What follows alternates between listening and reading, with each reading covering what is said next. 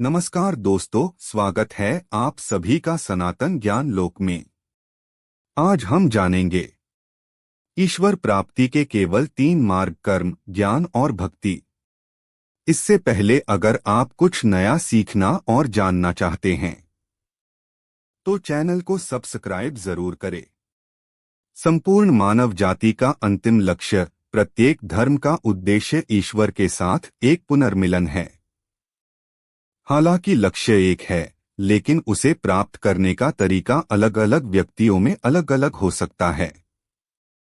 आध्यात्मिक अनुभूति या ईश्वर प्राप्ति के लिए प्रत्येक मनुष्य को अपनी प्रकृति के अनुसार विकास करना होगा। जैसे हर विज्ञान की अपनी पद्धतियां होती हैं, वैसे ही हर धर्म की भी अपनी विधियां होती हैं। धर्म की साध्य प्राप्ति की विधि को भारत में योग कहा जाता है, और योग के जिन विभिन्न रूपों को हम जानते हैं, वे मनुष्यों की विभिन्न प्रकृतियों और स्वभावों के अनुकूल होते हैं। हम उन्हें 4 शीर्षकों के अंतर्गत निम्नलिखित प्रकार से वर्गीकृत करते हैं। 1. कर्म योग, वह तरीका जिससे मनुष्य कर्म और कर्तव्य के माध्यम से अपनी दिव्यता का एहसास करता है। 2. भक्ति योग, व्यक्तिगत ईश्वर की भक्ति और प्रेम के माध्यम से दिव्यता की प्राप्ति। राजयोग, मन के नियंत्रण के माध्यम से दिव्यता की प्राप्ति। 3. ज्ञान योग, ज्ञान के माध्यम से देवत्व की प्राप्ति। विवेकानंद के अनुसार ये सभी एक ही केंद्र ईश्वर तक जाने वाली अलग अलग सड़कें हैं। अब हम उन पर एक एक करके चर्चा करते हैं। राजयोग। राजयोग में मन को नियंत्रित करना और अपने ऊपर एकाग्र करना शामिल है। मनुष्य में समझ के 3 स्तर होते हैं। पहली प्रवृत्ति है, जो जानवरों में सबसे अधिक विकसित होती है। वृत्ति ज्ञान का सबसे निचला साधन है। यह एक प्रकार का अंतर्निहित, स्वचालित और अचेतन ज्ञान है। दूसरा कारण है जो वृत्ति से ऊपर है। तर्क केवल मनुष्य में ही पाया जाता है। तर्क का दायरा वृत्ति की तुलना में बहुत व्यापक और अधिक लचीला है। यह तर्क का अभ्यास है जिसने मनुष्य को वह बनाया है जो वह है। फिर भी कारण अपर्याप्त है, इसकी भी सीमा है। विवेकानंद कहते हैं, तर्क केवल थोड़ी दूर तक जा सकता है और फिर रुक जाता है, वह और आगे नहीं जा सकता। यदि आप इसे आगे बढ़ाने का प्रयास करते हैं तो परिणाम असहाय भ्रम होता है, कारण स्वयं अनुचित हो जाता है। तर्क एक चक्र में तर्क बन जाता है। इस प्रकार जैसे ही तर्क थोड़ा दूर हो जाता है, यह आगे बढ़ना बंद कर देता है और विचारों की जटिलता में परस्पर निर्भर हो जाता है और परिणामस्वरूप चक्रीय गति में बदल जाता है। विवेकानंद के अनुसार यह प्रेरणा ही है जो इस बाधा को पार करती है और मनुष्य को परम सत्य के सामने लाती है। तो ज्ञान के 3 साधन हैं, और ये हैं वृत्ति, कारण और प्रेरणा। प्रवृत्ति पशुओं की है, तर्क शक्ति मनुष्यों की है और प्रेरणा देव पुरुषों की है। लेकिन सभी मनुष्यों में कमोबेश विकसित अवस्था में ज्ञान के इन सभी उपकरणों के रोगाणु पाए जाते हैं। यह याद रखना चाहिए कि कोई पहले का विकास है, उसका विरोधाभास या निषेध नहीं। तर्क ही वृत्ति का विकास है और तर्क ही प्रेरणा के रूप में विकसित होता है। इसलिए यह कहना बेतुका है कि वे परस्पर विरोधाभासी हैं। जैसे कोई बूढ़ा व्यक्ति बच्चे का खंडन नहीं करता बल्कि उसे पूरा करता है, उसी प्रकार तर्क वृत्ति का खंडन नहीं करता, न ही प्रेरणा तर्क का खंडन करती है बल्कि उसे पूरा करती है। लेकिन इस बात की पूरी संभावना है कि लोग उपकरण के निचले स्वरूप को उच्चतर समझने की भूल करें। अक्सर वृत्ति को प्रेरणा के रूप में लोगों के सामने रखा जाता है और भ्रमित पागल मस्तिष्क का शब्दजाल कभी कभी प्रेरणा की भाषा बन जाता है। राजयोग का कार्य मनुष्य को मन की एकाग्रता सिखाना है। एकाग्रता से ही मनुष्य किसी भी चीज का ज्ञान और निपुणता प्राप्त कर सकता है। एकाग्रता के सामान्य रूपों में मन को किसी बाहरी वस्तु पर केंद्रित किया जाता है। लेकिन योग में मन को मन पर ही एकाग्र किया जाता है। मनुष्य के शरीर और मन की वर्तमान स्थिति में बहुत अधिक व्याकुलता है और मन सैकड़ों प्रकार की चीजों पर अपनी ऊर्जा बर्बाद कर देता है। जैसे ही कोई अपने विचारों को शांत करने का प्रयास करता है और मन को अंदर की ओर खींचने का प्रयास करता है, वह असंख्य विचारों से विचलित हो जाता है। इसे कैसे रोका जाए और मन को वश में कैसे किया जाए, यह राजयोग का विषय है। कर्मयोग। कर्मयोग कर्म के माध्यम से ईश्वर प्राप्ति का मार्ग है। यह स्पष्ट है कि दुनिया में कई लोगों को अकेले काम करना अच्छा लगता है, किसी प्रकार का ध्यानपूर्ण जीवन नहीं। ऐसे अनेक व्यक्ति हैं जिनका जन्म किसी न किसी प्रकार की गतिविधि के लिए हुआ प्रतीत होता है, जिनका मन केवल धरातल पर एकाग्र नहीं हो पाता। ऐसे व्यक्तियों के दिमाग में केवल एक ही विचार होता है, कार्य में ठोस, दृश्यमान और मूर्त। लेकिन अधिकांश लोग अपनी ऊर्जा बर्बाद कर देते हैं क्योंकि वे काम के रहस्य को नहीं जानते हैं। इस बिंदु पर विवेकानंद कहते हैं, कर्म योग इस रहस्य को समझाता है और सिखाता है कि कहाँ और कैसे काम करना है। हमारी ऊर्जा का सबसे बड़ा हिस्सा जो काम हमारे सामने है, उसमें अधिकतम लाभ कैसे लगाना है। 2. इसलिए कर्म योग मनुष्य को अपनी ऊर्जा संरक्षित करने में मदद करता है। इतना ही नहीं, यह उन्हें आध्यात्मिक मोड़ भी देता है। कर्म योग मनुष्य को अनासक्त रहना और काम के लिए काम करना सिखाता है, यहाँ तक कि उन लोगों के कृतघ्न और विरोधी रवैये के बावजूद भी जिनके लाभ के लिए वह काम करता है। एक कर्म योगी काम करता है क्योंकि काम करना उसका स्वभाव है। वह काम करता है क्योंकि उसे लगता है कि ऐसा करना उसके लिए अच्छा है और इससे आगे उसका कोई उद्देश्य नहीं है। इस दुनिया में उसकी स्थिति लेने वाले की नहीं, देने वाली की है, और वह बदले में कुछ भी पाने की परवाह नहीं करता। इसलिए वह दुख की पकड़ से बच जाता है। जो काम और स्वयं से जुड़े व्यक्तियों के प्रति लगाव की प्रतिक्रिया का परिणाम है। 3. भक्ति योग। भक्ति योग मुख्य रूप से भावनात्मक प्रकृति के पुरुषों के लिए, प्रेमी के लिए है। इस तरह के स्वभाव वाला व्यक्ति ईश्वर को वैयक्तिकृत करता है, ईश्वर के प्रति अपने प्रेम को दर्शाने के लिए रिश्ते के मानवीय रूपों का उपयोग करता है। वह अपने धार्मिक अभ्यास में सहायता के लिए और भगवान के प्रति अपने प्रेम की अभिव्यक्ति के रूप में अनुष्ठान, फूल, धूप, सुंदर इमारतें और ऐसी सभी चीजें भी लाता है।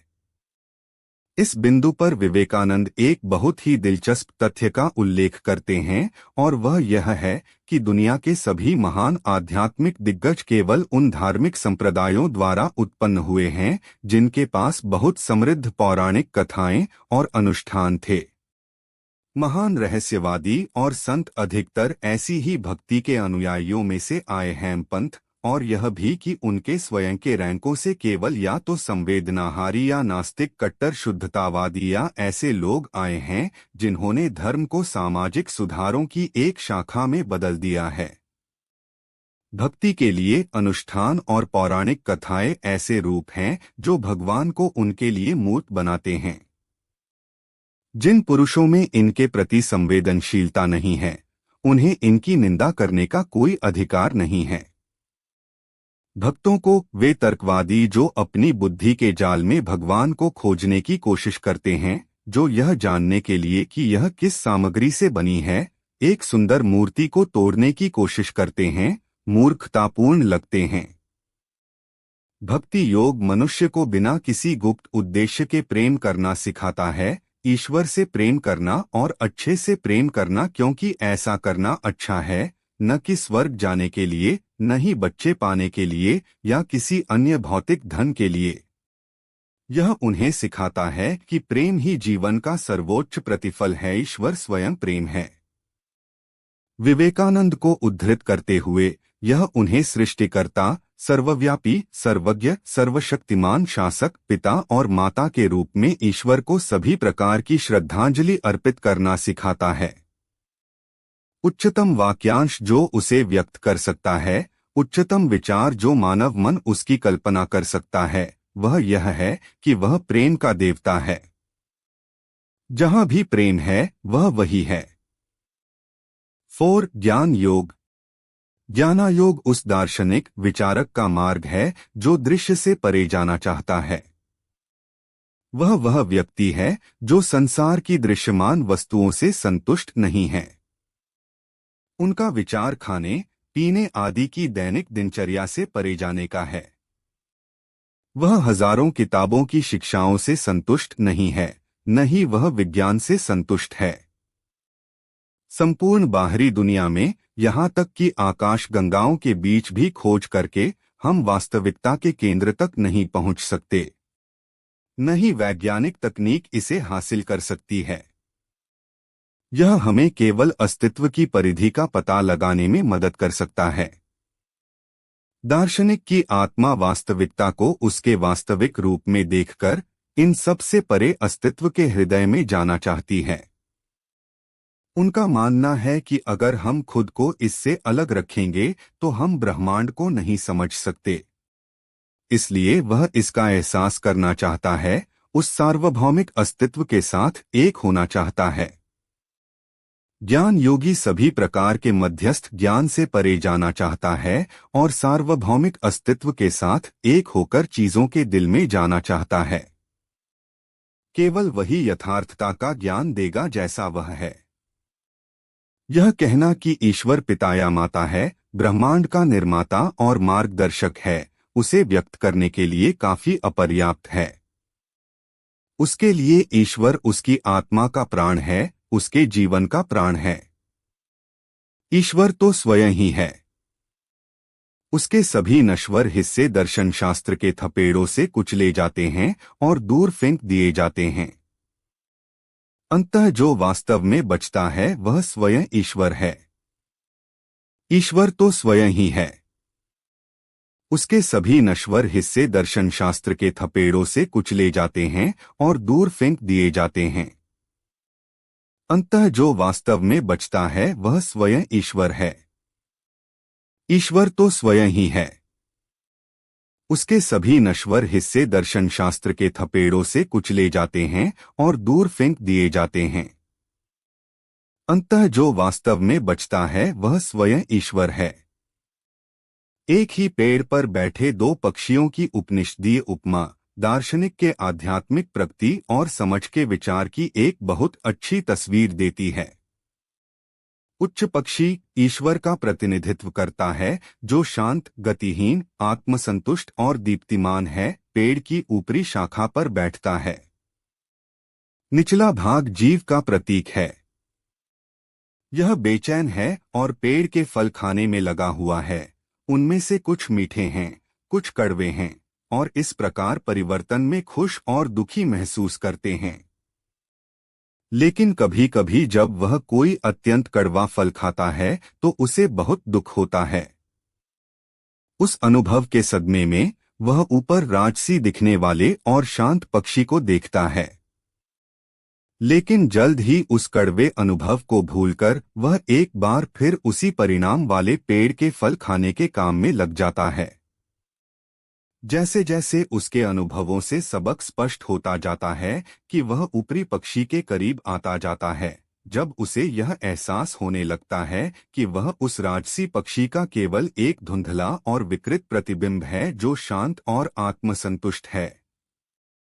वह पाता है कि उसके ऊपर एक बदलाव आ रहा है।